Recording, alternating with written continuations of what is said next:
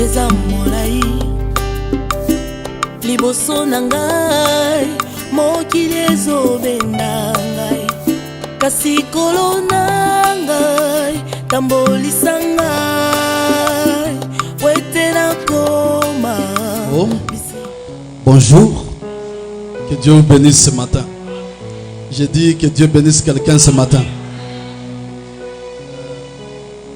Je suis reconnaissant au pasteur bienvenu et ses collaborateurs, sa femme, la grâce qu'il m'a accordée d'être ici ce matin. Je suis arrivé le vendredi, disons le samedi vers 2h du matin parce que, le vendredi vers 2h du matin parce qu'on a enterré mon petit frère, celui qui vient après moi, le même vendredi à 13h. Il fut officier militaire, il fut colonel ici. Il est décédé et puis on l'a enterré vendredi et moi le mercredi je vais rentrer à Paris. Je ne vis pas en Belgique, je vis à Paris. C'est en France. Bien, comme il a dit, je suis l'apôtre Josué Mbakata. Le thème que je veux partager avec vous m'oblige de vous dire qui je suis d'abord. Et vous allez comprendre pourquoi. Je suis professeur d'université en France. En dehors d'être pasteur de l'église, j'enseigne les mathématiques à l'université, dans l'une des meilleures universités de France que vous entendez souvent, Sorbonne. Ok? Je suis le premier noir africain à enseigner cette matière-là dans cette université. Mais mon parcours ne pouvait pas envisager quelque chose de comme ça. Mes origines, ma source, comme on dit en anglais, mon background, ne pouvait pas entrevoir quelque chose qui pouvait m'amener à ce niveau-là. C'est pourquoi il y a un prix à payer. Et moi, je développe mon sous-thème ce matin en l'intitulant « Vaincre l'ennemi vaincu ». Si tu m'as compris, dis ça à ton voisin. « Vaincre l'ennemi vaincu ». Dis ça encore plus fort. « Vaincre l'ennemi vaincu ». Je suis dans le livre de 1 Samuel au chapitre 17. Un texte que nous connaissons bien et je crois que nous avons déjà prêché sur ça, nous avons entendu des gens prêcher sur ça, nous avons médité sur ça. Mais ce qui est bien avec Dieu, dans toutes ces choses, il y a toujours une révélation qui arrive. 1 Samuel chapitre 17, verset 23, à partir du verset 23. Nous, dans notre église, on lit la Bible debout. Je peux vous inviter à vous lever, s'il vous plaît.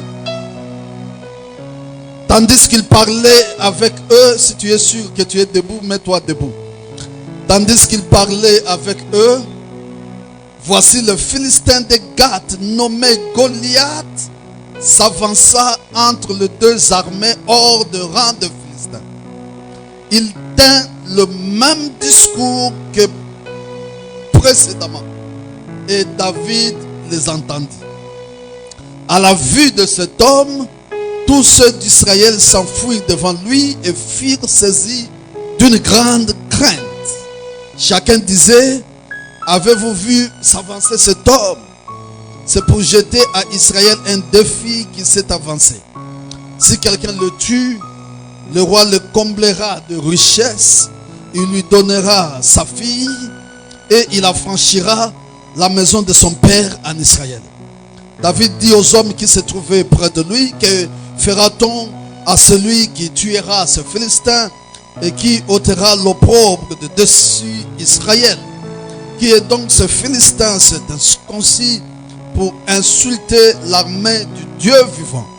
Le peuple, répétant la même chose, lui dit, c'est ainsi que l'on fera à celui qui le tuera. Eliab, son frère aîné, qu'il avait entendu parler à ces hommes, fut enflammé de colère contre David. Et il dit, pourquoi es-tu descendu et à qui as-tu laissé ce peu de brebis dans le désert? Je connais ton orgueil et la malice de ton cœur. C'est pour voir la bataille que tu es descendu. David répondit, qu'ai-je donc fait? Ne puis-je parler ainsi? Et il se détourna de lui pour s'adresser à un autre et fit les mêmes questions. Le peuple lui répondit comme la première fois. Lorsqu'on eut entendu les paroles prononcées par David, on les répéta devant Saül qui le fit chercher.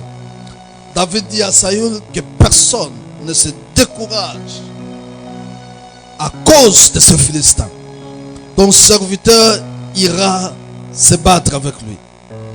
Saül dit à David, tu ne peux pas aller te battre avec ce Philistin, car tu es un enfant et il est un homme de guerre de sa jeunesse. David dit à Saül, ton serviteur faisait paître le brebis de son père, et quand un lion ou un ours venait en enlever une du troupeau, je courais après lui, je le frappais et j'arrachais la brebis de sa gueule. S'il se dressait contre moi, je le saisissais par la gorge, je le frappais et je le tuais. C'est ainsi que ton serviteur a terrassé le lion et l'ours, et il en sera du Philistin de cet incirconcis comme de l'un d'eux, car il a incité l'armée du Dieu vivant. David dit encore, l'Éternel qui m'a délivré de la griffe du lion et de la patte de l'ours me délivrera aussi de la main de ce Philistin. Et Saül dit à David, va et que l'Éternel soit avec toi. Je dis que l'Éternel soit avec toi. Merci, veuillez vous asseoir. Que Dieu vous bénisse. Vaincre l'ennemi vaincu exige un prix. Le texte que nous venons de lire, nous le connaissons, et ce texte, c'est l'histoire de David et de Goliath. Et la Bible nous dit, un homme parmi les Philistins est sorti du milieu d'eux et a défié Israël pendant 40 jours. Je dis bien 40 jours, et il le faisait le matin et le soir. Si vous êtes d'accord avec moi, si nous faisons bien les calculs, il l'a fait pendant 80 fois. Parce que pendant 40 jours, il le faisait le matin et le soir. Mais ce qui m'intéresse dans tout cela, Goliath n'a pas branché, n'a pas changé son discours. Il a tenu le même discours pendant 40 jours, matin et soir. Et son message était très simple. Faites sortir quelqu'un de la maison d'Israël qui vient se battre avec moi. S'il arrive à me battre, nous les Philistins, nous deviendrons vos esclaves.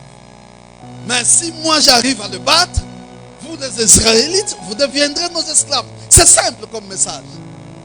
Personne pour relever le défi dans tout Israël. Personne. Du roi au plus petit. Et la Bible dit, même lorsqu'il s'est présenté devant eux, tellement qu'il avait une masse impressionnante, tous ceux d'Israël avaient peur. Il parlait tellement avec arrogance que personne parmi les enfants d'Israël ne voulait relever le défi. Pour qu'on ne dise pas c'est à cause de toi que tu as fait de bêtises, tu as été vaincu et nous sommes devenus esclaves. La Bible dit tout Israël était dans la peur. Mais un jour, il y avait un homme qui s'appelait David. Laissez-moi faire une parenthèse sur la vie de cet homme. David est le 8e enfant de son père. Le 8e. Trop jeune, on parle entre 12 et 16 ans. Son père l'a envoyé garder les troupeaux dans le désert et il l'a gardé seul. Et j'ai réfléchi quelquefois en disant, mais pourquoi son père pouvait prendre un tel risque? Frère, vous ne pouvez pas devenir un vrai leader si vous n'avez pas payé le prix.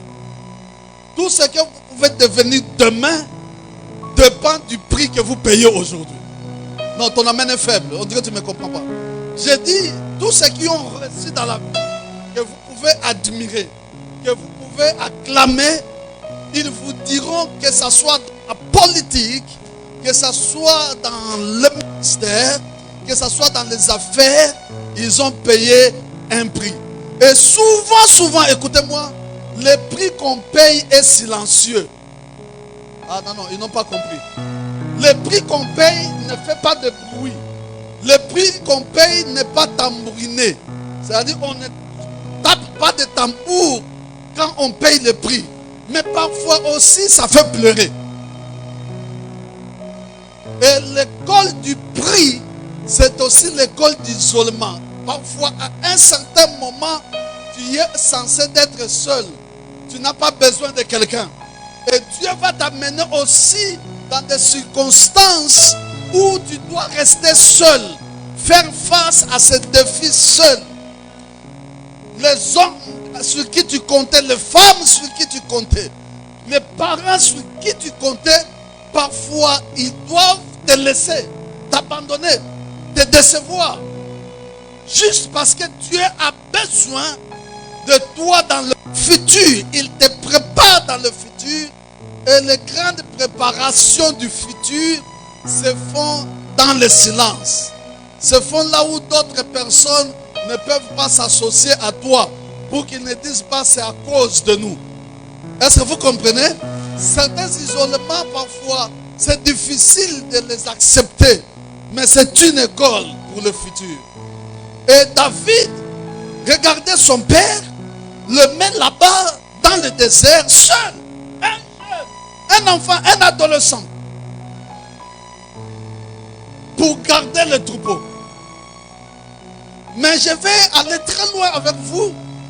La Bible dit, il avait, malgré qu'il était jeune, il avait eu une expérience que les adultes, d'autres adultes, n'ont pas eu. Il a tué l'ours et il a tué le lion.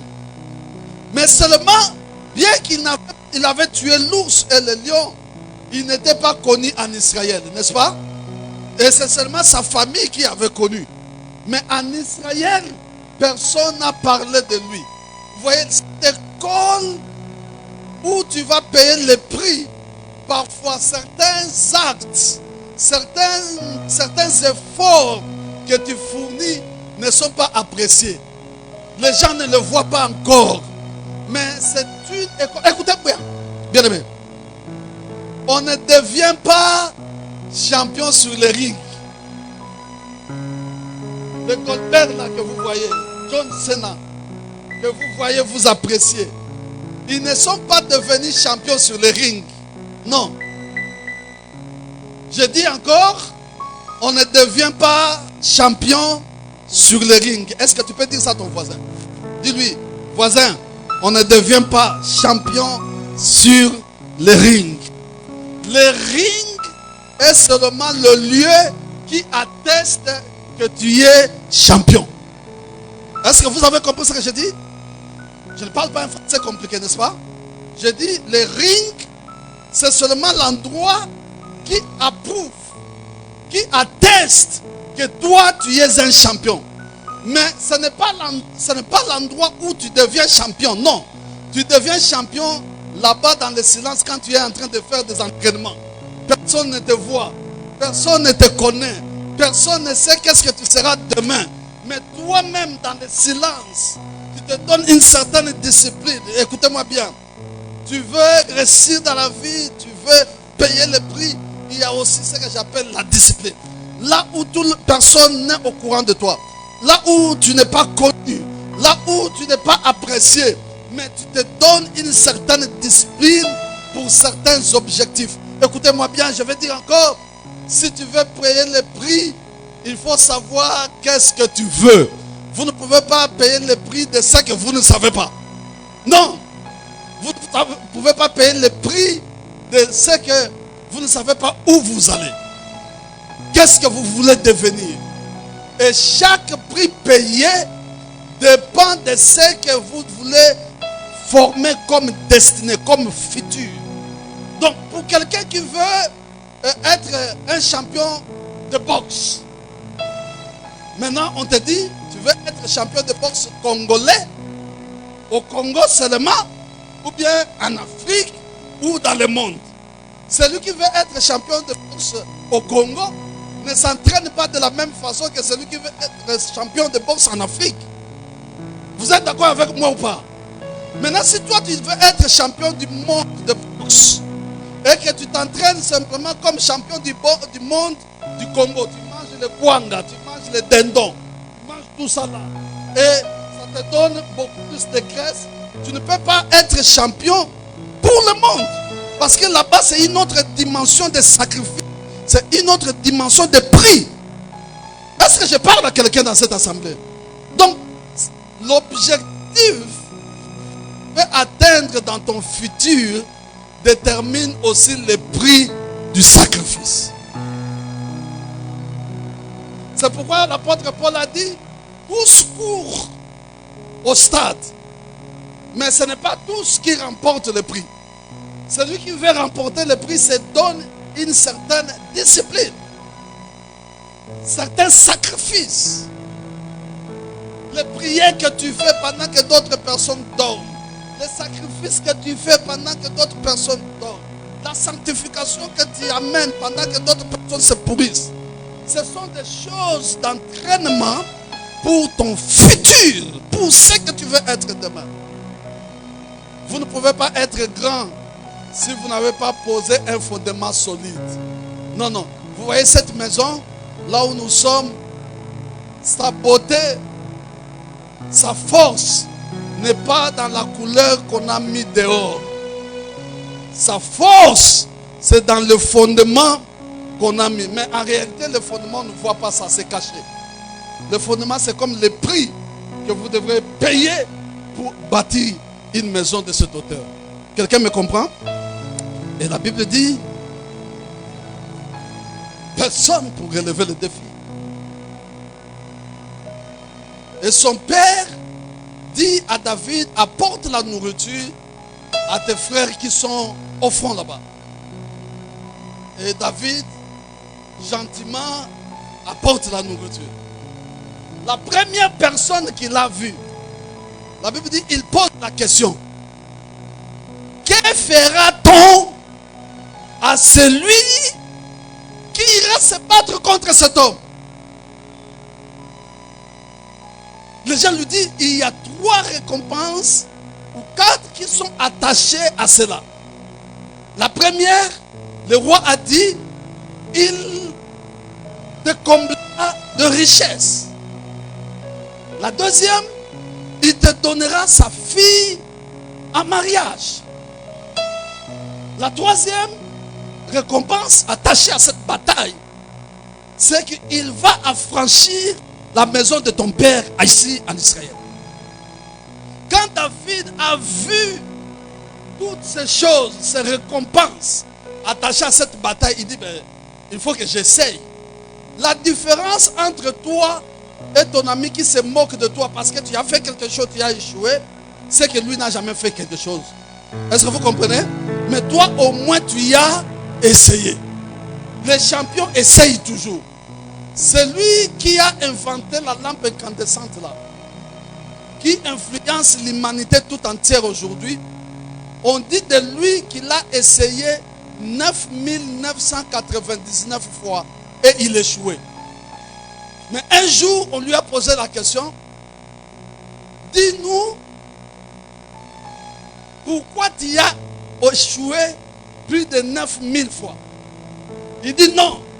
Il répond au journaliste, il dit, je n'ai pas échoué 9999 fois. Mais par contre, je connais 9999 mauvaises manières de faire qui ne produisent pas l'électricité. Est-ce que vous comprenez? Donc ton échec n'est pas la fin de ta destinée. Au contraire, c'est une école qui prépare ton futur. Tu connais la bonne manière maintenant, la mauvaise manière de ne pas faire pour ne pas atteindre ta destinée. Je suis d'accord avec cet homme. Donc il connaît 9999 manières de faire, de ne pas produire l'électricité. Et David arrive au champ de bataille. Il dit, mais pourquoi ne pas essayer? Et la première personne qu'il a vue, c'était son grand frère. Et quand son grand frère l'a entendu poser des questions, et la Bible dit, son grand frère dit, à qui tu as laissé le peu de troupeau de ton père dans le désert? Je connais ton cœur et ta malice. C'est pour venir voir les batailles que tu es venu ici. Non. Au fait, en réalité, les gens voyaient que c'est David, le fils d'Isaïe, qui parlait, qui a amené la nourriture à ses frères qui sont au front. Mais son frère savait qui était réellement David. Vous voulez que je vous dise ça? David était le 8e enfant de son père, comme je vous ai dit. Dieu parle au prophète Samuel. Il dit, va oindre un des fils d'Isaïe pour roi. Et quand le prophète Samuel est arrivé, la première personne qu'il avait vue, c'était Eliab, le grand frère de David, l'aîné, costaud, fort, militaire. Et c'est celui-là qui disait à David, je connais ta malice, je connais ton cœur. Quand Samuel l'a vu, il dit, waouh, c'est lui. Dieu dit au prophète Samuel, tu t'es trompé. J'ai dit à quelqu'un, le prophète peut se tromper, mais Dieu ne se trompe pas. Et il dit, c'est lui. Dieu dit, non. Toi, tu regardes le cœur, le physique. Moi, l'Éternel, je regarde le cœur. Et le papa de David a fait sortir le premier, le deuxième, jusqu'aux 7 enfants. Et il a oublié David. Je vais dire à quelqu'un ce matin, même si ton père t'oublie, Dieu ne peut pas t'oublier. Non, ton amen est faible. J'ai dit Dieu ne peut pas t'oublier. Même si le système te lâche, Dieu ne peut pas te lâcher. Et c'est là où le prophète Samuel se pose des questions. Est-ce que c'est vraiment Dieu qui m'a parlé? Est-ce que c'est vraiment, j'ai entendu la voix de Dieu? Oui, prophète, tu as entendu la voix de Dieu, mais tu as regardé ce que les hommes regardent. Et le prophète Samuel pose la question. C'est fini comme enfant. C'est là où le papa s'est souvenu. Il dit, il y a un petit là derrière le troupeau. Il dit, allez-y le chercher. Et on a amené David. Quand le prophète l'a vu, Dieu lui dit, c'est lui. Et c'est comme ça qu'il a oint au roi. Au fait, quand David est arrivé au champ de bataille, le peuple d'Israël voyait qui? David, fils d'Isaïe. Mais Eliab voyait qui? Le roi d'Israël. C'est ça la différence. Il était roi même s'il n'était pas encore sur le trône. Mais le ciel l'avait déjà attesté comme roi. Donc tout ce qu'il faisait dans le désert, ce sont des choses qui préparaient son futur, ce qu'il sera demain. Parfois certaines choses qui viennent dans ta vie, frère, ne pleure pas. Ma soeur, ne pleure pas. Ce sont des choses qui viennent, qui préparent ce que tu seras demain. Est-ce que vous comprenez? Vous savez, moi je n'ai pas compté l'argent très tôt. Quand j'ai fini mon université, c'est en 94, mon père m'a offert $2000. C'est la première fois que j'ai compté l'argent, moi. $2000. Vous savez ce que j'ai fait? J'ai mis ça dans les chaussettes. J'ai fendu le matelas. J'ai mis ça. Si tu viens me voir, je ne te dis pas que j'ai l'argent. Mais si je t'accompagne, il faut que je vienne compter cet argent pour voir si peut-être ta présence a fait disparaître quelques billets. Je suis sûr que Dieu, c'est lorsqu'il me regardait, il dit, regarde, pour 2000 son comportement. Mais si je lui donne 10 000, il va devenir fou. Vous savez, parfois certaines bénédictions sont retardées parce que nous n'avons pas été préparés pour cela. Est-ce que vous comprenez ce que je suis en train de dire? Dieu regarde, il dit, je ne peux pas lui donner encore le mariage, je ne peux pas lui donner encore ce poste-là parce que tu n'es pas préparé pour ça. Et David, tout ce qu'il faisait, c'était son école pour son futur. Et j'aime le comportement de David. La Bible dit quand il a entendu son frère parler, il s'est détourné de lui. Les champions n'écoutent pas deux choses négatives deux fois. Ils n'écoutent pas quelqu'un parler mal deux fois. Toi, tu ne vas pas réussir. Écoute ça une fois, mais pas deux fois. Toi, tu n'iras pas loin. Écoute ça une fois, mais pas deux fois. Toi, tu ne voyageras pas. Écoute ça une fois, mais pas deux fois. Parce que ce que vous écoutez beaucoup, c'est ce qui s'installe en vous. Est-ce que vous comprenez? Il faut sélectionner ce que vous écoutez. Tu ne peux pas écouter quelqu'un parler plusieurs fois que de choses difficiles. Le Congo, c'est difficile. Écoute ça une fois, quitte. Pendant que c'est difficile, il y a des gens qui construisent. Oui ou non? Pendant que le Congo est difficile, il y a des gens qui voyagent. Oui ou non? Pendant que le Congo est difficile, il y a des gens qui se marient. Il y a des gens qui se font de l'argent. Donc n'écoute pas, sélectionne ce que tu entends. Et David se détourna de cet homme. Il pose la question. Et la Bible dit, je vais aller très rapidement. On amena David auprès du roi Saül. Oh, quelle déception. Quand le roi l'a vu, il dit, ah, est-ce que vous lui avez bien expliqué quels sont les enjeux qui sont attachés à cette situation? À la minute qui vient après, on risque nous tous d'être esclaves des Philistins. Est-ce que vous lui avez bien expliqué? Et Saül regarde David, il dit, lui là, Goliath, c'est un homme. Mais toi, tu es un enfant. Lui, Goliath, il est habitué à la guerre. Mais toi, tu es un enfant. C'est-à-dire, tu manques l'expérience. En Israël, on distinguait un enfant d'un homme. L'apôtre Paul dit, quand j'étais un enfant, je parlais comme un enfant, je pensais comme un enfant, je raisonnais comme un enfant. Mais, quand je suis devenu un homme, dis-moi un homme, je peux entendre ça fort. Quand je suis devenu un homme, je fais disparaître ce qui est de l'enfant. Vous voyez, les hommes, ce sont des personnes qui sont responsables et qui ont fait disparaître le raisonnement, les pensées des enfants. Tu peux avoir 50 ans, tu peux avoir 60 ans, mais tu vis, tu réfléchis comme un enfant. Ah, comment vous me laissez comme ça? Je ne vais pas manger aujourd'hui si je meurs de faim. À 50 ans, tu es chez tes parents. Tu es un enfant.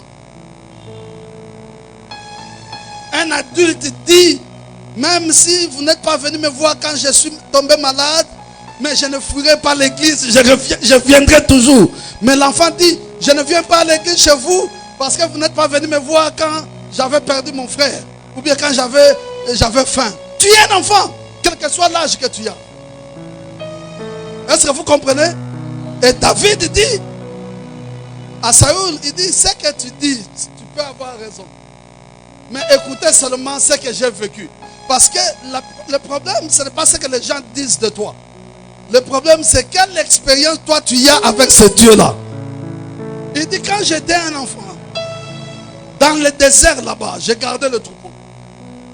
Quand un lion venait pour prendre la brebis, je courais derrière le lion, j'arrachais la brebis de sa gueule. S'il se dresse contre moi, je le saisissais par la gorge et je le tuais. Hein? Toi, tu as fait ça? Il dit oui. Même quand l'ours venait, je faisais la même chose. Mais pourquoi tu n'es pas connu ici en Israël? Mais parce qu'il n'y avait pas encore Goliath. Est-ce que quelqu'un comprend? Parce qu'il n'y avait pas encore un problème grand comme Goliath. Tu as tué le lion? Il dit oui. Je vais vous dire une chose, une information. Le lion mange que quand il a faim. S'il n'a pas faim, tu laisses la nourriture là-bas, il ne mangera jamais. Le lion ne mange que quand il a faim.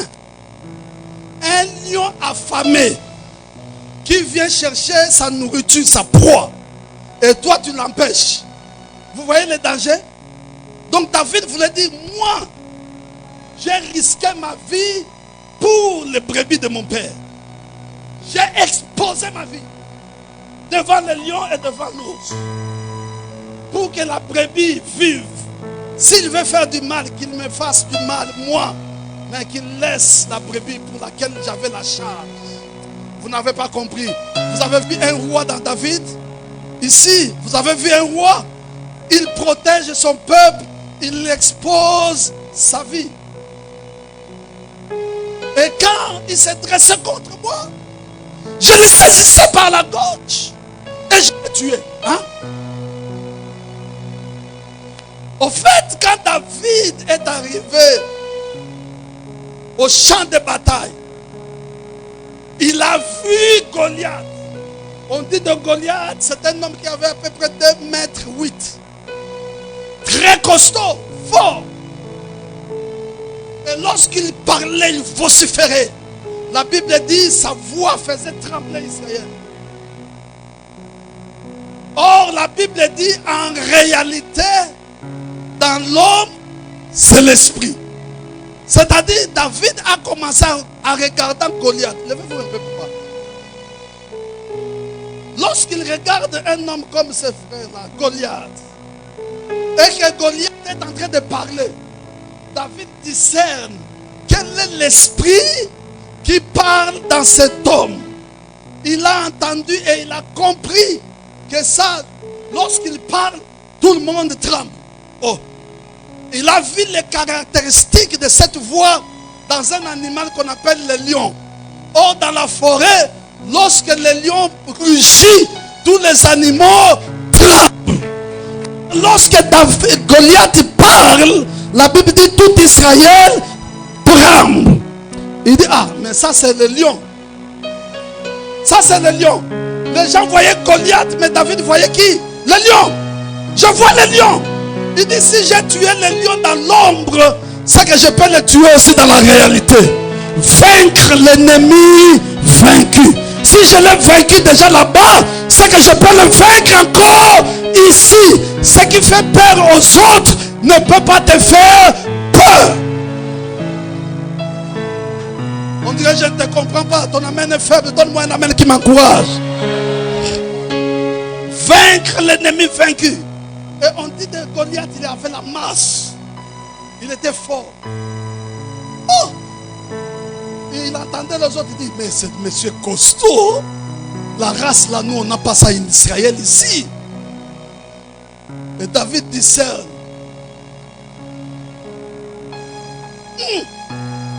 Il y a un animal que j'ai tué, il était gros, costaud. Ah, je l'ai tué. Ah, ça c'est l'ours. Quand les autres voyaient Goliath, David voyait qui?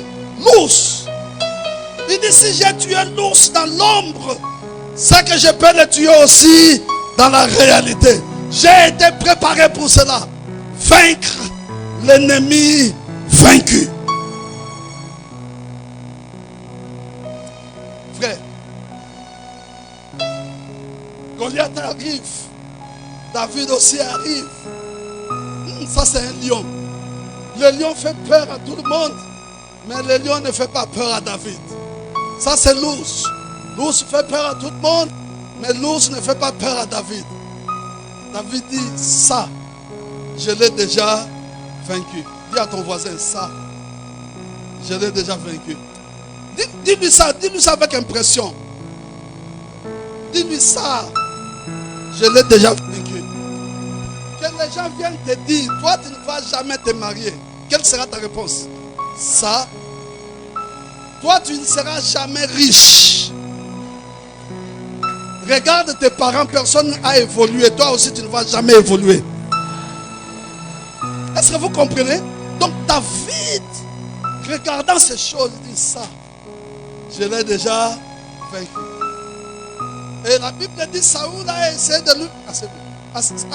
lui donner son armure. Il a essayé, mais il n'a pas pu. La Bible dit, il est parti dans une source d'eau, il a ramassé 5 pierres. J-E-S-U-S. La Bible dit, Jésus est la pierre qu'on rejetait les sœurs, mais qui est devenue la principale de l'âme. Et David avançait. Saoul regarde David. Mais David lui dit quelque chose, 3 choses, 4 choses rapidement. Il lui dit, l'Éternel Dieu qui m'a délivré la griffe des lions et de la patte de l'ours, ce Dieu-là n'a pas vieilli. S'il l'a fait dans l'ombre, c'est qu'il peut le faire dans la réalité. Il me donnera la force devant cet incirconcis quand il insulte l'armée du Dieu vivant. Vous voyez, bien-aimés, laissez-moi vous amener 3 choses rapidement qui peuvent vous permettre de vaincre l'ennemi vaincu et vivre votre vie d'excellence. Vous savez, concernant mon témoignage, moi j'ai donné ma vie à Jésus en 1985. C'était le 30 avril 1985. J'étais trop jeune. Trop jeune. À 16 ans, j'ai commencé à organiser des grandes croisades ici à Kinshasa. Le premier aveugle que j'ai vu ouvrir les yeux, j'avais que 3 mois de conversion. Mon père m'affronte un jour. Il me dit, tu choisis soit vos dieux là, soit moi. Parce que vous vous souvenez, à l'époque, à Kinshasa, vers les années 85, les églises n'étaient pas comme ça. Non, non, non. On priait à ciel ouvert, la pluie tombait sur nous. J'ai dit à papa, j'ai choisi Jésus. Il dit, quitte ma maison. Donc j'ai dormi chez nous pour la dernière fois le 27 juillet 1986. Mon père a refusé de payer mes études. Vous savez, j'allais à l'école, je n'avais pas de cahier. Un collègue me donne double feuille, l'autre me donne double feuille, l'autre me donne double feuille. Je couds ça, je fais un cahier. J'ai noté les essentiels. Il y a certaines matières, je n'avais pas de cahier, je retenais seulement. Mais je vous dis la vérité, j'étais premier de classe. Comment est-ce qu'un homme comme ça, le préfet de notre école, Père Lequi, c'était à l'Institut Salon de Bandal. Si vous demandez à mes collègues, ils vous diront s'il y avait un diplôme dans cette école, on savait que c'était mon diplôme. Et parfois par pitié, je dis par exemple, si le minerval c'est $10, il dit toi cherche seulement $2. Mais il faut trouver les $2 en question. Je connaissais le Seigneur, je prenais le temps dans les prières. Moi je n'ai pas entendu Dieu me dire, Josué, arrête de faire ce que tu fais, sers-moi seulement. Non, moi j'allais à l'école. Et j'ai eu mon bac, diplôme d'état. Je suis allé à l'université, on a fermé l'université. Je me suis débrouillé, je suis allé à l'extérieur. C'est une longue histoire, un jour je vous raconterai ça si Dieu nous permet. Juste pour vous dire comment est-ce qu'un homme avec ce parcours-là peut être professeur d'algèbre de boules. C'est les mathématiques pour le cycle d'ingénieur informaticien. Et dans une des meilleures universités de ce monde. Juste parce qu'il y a un prix à payer. Il ne faut jamais accepter qu'on prépare la nourriture, on vient de déposer ça sur la table et qu'on prenne la nourriture, qu'on mette ça dans ta bouche. Même pour manger, tu as un prix à payer. Va laver les mains, prends ta nourriture, mets dans la bouche. Et 3 ou 4 choses rapidement. La première chose, si tu veux vaincre, il faut que tu comptabilises tous les bienfaits de Dieu dans ta vie dans le passé. C'est une expérience. J'ai dit comptabilise ce que Dieu avait déjà fait dans ta vie dans le passé. Si un jour tu avais mangé et que tu es sûr que ton voisin n'a pas mangé,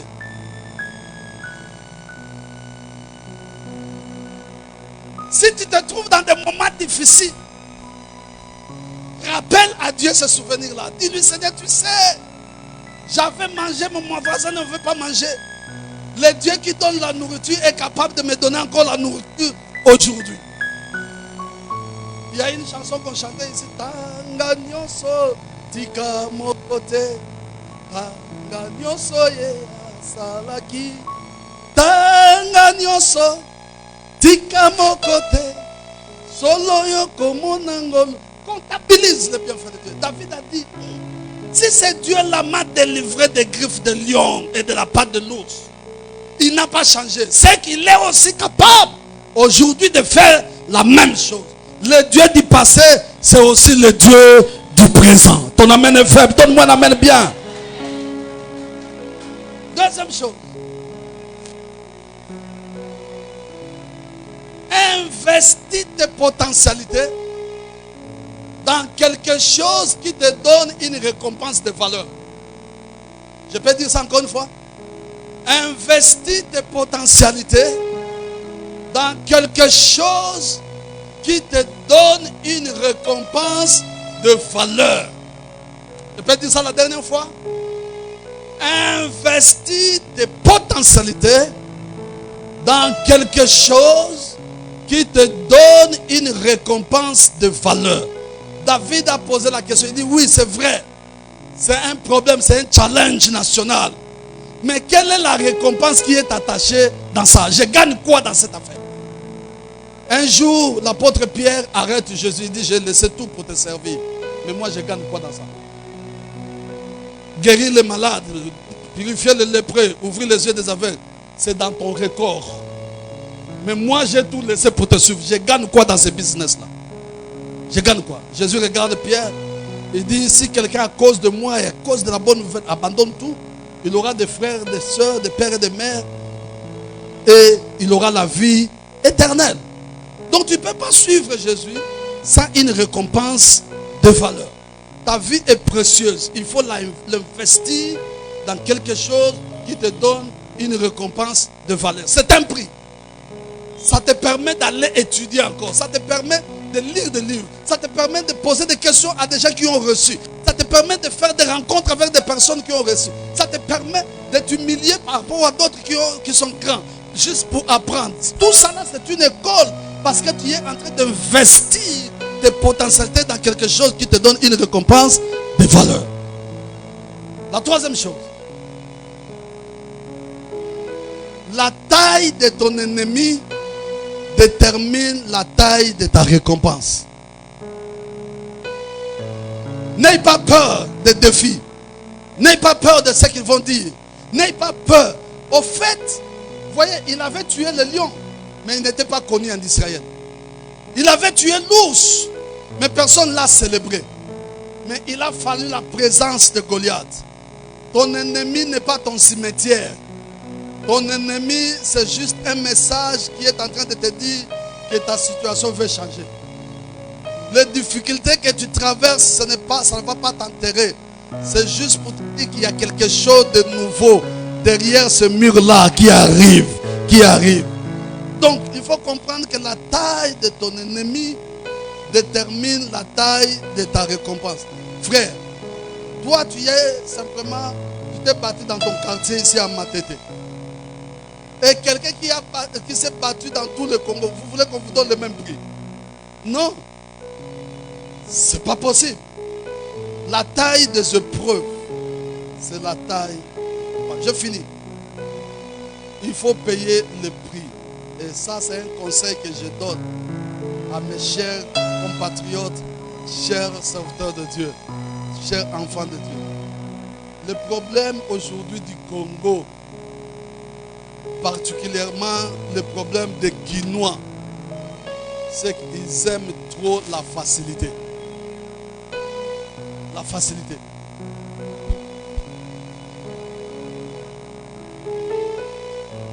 Et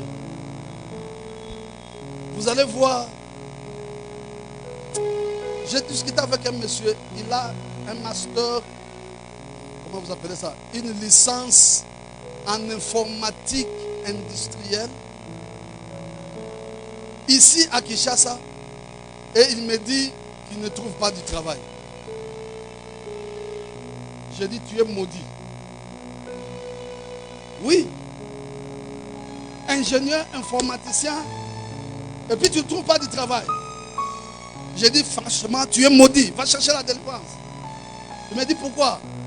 J'ai dit, si tu ne peux pas trouver le travail, avec ce diplôme, tu peux créer le travail. Quand j'enseigne à l'université de la Côte d'Ivoire et du Bénin. Quand je rencontre mes étudiants qui font la même matière que lui, tu les rencontres, toi, qu'est-ce que tu es devenu? Il dit, monsieur, moi j'ai créé mon entreprise. Toi, qu'est-ce que tu es devenu? Moi j'ai créé mon entreprise. Les problèmes du Congo, ils attendent que le gouvernement leur donne. Aucun gouvernement du monde, que ce soit en Europe, peut satisfaire à 100% les besoins de sa population. Ça n'existe pas. Mais si tu veux t'en sortir, ce sont des personnes qui savent créer des opportunités, du travail. Crée. Commence un peu, commence petit, paye le prix. Va un peu là-bas, au plateau de Bateke, avec 100, 200 dollars. Achète un peu quelque chose, viens vendre, va à Louvre. Sois courageux. Ne dépend pas toujours téléphone, envoyez-moi. Vous voyez pas, si vous ne voyez pas, vous n'envoyez pas, je vais mourir ici. Vous ne connaissez pas le Congo, venez voir le Congo, comment ça chauffe. Vous pensez que c'est le seul pays au monde où les gens souffrent? Réfléchissez un peu. Sortez de cette torpeur-là. Sortez de cette lourdeur-là. Soyez courageux. Payez le prix. Aujourd'hui, tu veux qu'un homme te donne, mais il finira par coucher avec toi. Ça ne sera pas facile. Tu veux que quelqu'un te donne, il sera toujours ton champion. La Bible dit, on dit, la main de celui qui donne est toujours au-dessus de la main de celui qui reçoit. Ici, c'est question aussi de mentalité. Quelle mentalité tu as? Est-ce que tu es un dominé ou tu es un dominant? Est-ce que tu es un champion ou tu es victime? C'est ça, c'est ici. Je souhaite qu'en sortant de ce lieu, que tu dises non, je vais payer le prix pour gagner cette bataille. Dieu vous bénisse.